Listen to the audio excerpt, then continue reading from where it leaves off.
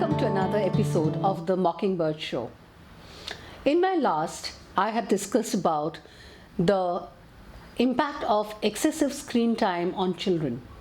And then I got a lot of queries from parents regarding what they can do in order to limit screen time for the little ones. And so I came up with this video. I was already planning this as a sequel to my last, but then after I got the queries, I got more enthusiastic to come up with this as soon as possible. First, again, I would like to say that screen time in itself is not so bad. There are a lot of findings that have shown that moderate amount of screen time can be beneficial for your child in terms of helping them solve problems and come up with new ideas and all of it. But then we talk about the excessive which is happening in our society now. So let me give you a few pointers, a few tips as to how we can limit screen time. Number one is set clear boundaries. With your children, you need to be able to set the boundaries of where they can use the screen and where they can't. For instance, do not allow them to use a tab or a phone on the dining table while everybody is seated to have their dinner or lunch or any other meal which the family enjoys together.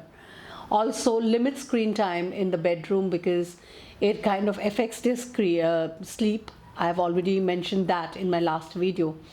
And similarly, you can limit screen time to different areas. That in itself would be very useful because the child would know where they cannot use the screen. Choose quality content. So whenever your child is looking into a screen, make sure that the content that they are watching is good, it is interactive, it is communicative, and the child is able to understand and talk about it, and it is age appropriate. That is one thing which is of foremost importance. Participate in screen time together.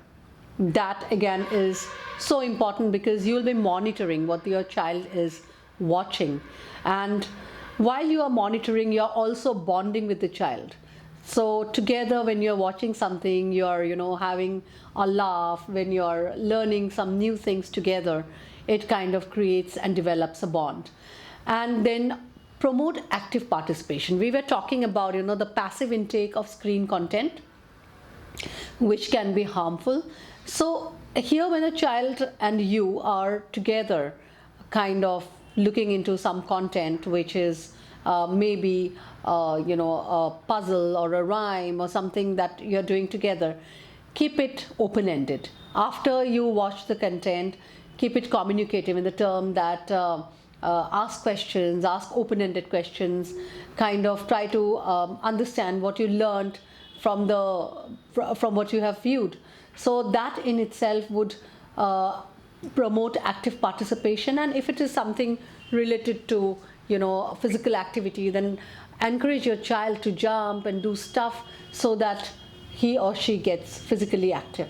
Encourage outdoor activities. As parents, it is very important that we take our child or our children to the park, engage in different kind of sports, different kind of games where the child is using their motor skills, and that enables them to stay away from the screen because they have some other engagement and other things to do. Also, another very important point is to lead by example. How will you lead by example? Children, they do not listen to you as much as they follow what you do. So as a parent, it is very important that you limit your screen time in order to set the right example for your child. The next tip I would say is store handheld devices properly, because when we keep seeing the device, we get the temptation to engage in it. Establish phone-free areas, like already mentioned, the bedroom, while you're eating, the dining room. Those should be your phone-free areas. Probably when you're outside traveling, even that time should be phone-free so that the child stays more mindful. Keep screen out of children's bedroom. Like I said, the blue light is always very harmful. So bedroom is a completely no place for the screen. Encourage digital literacy. So you need to know what is the content which is reliable, content which is good, content which would help your child. And also as the child grows, they need to understand what they are looking. So it is digital literacy, I feel, is very important for our parents as well as children, and more so for the teenagers and the adolescents, because they kind of binge into the content mindlessly. Be selective of media choices. So we need to know what is the platform we are looking at, and how are we interacting in it. Last but not the least, use technology to limit screen time. There are a lot of technology available. There are parental control softwares which are there. You'll find it and you can download it from Google. You can look into what kind of software would be useful for you to limit screen time of your child. So use these software. I would say that screen time is a double-edged sword. It has many benefits, but at the same time, excessive use of it leads to a lot of problems. So how we limit our screen time for the little ones, for our own mental health, is very important. And I would be welcoming questions from parents' end, from educators' end, on any topic or anything that you want to know and you would want me to cover in this show.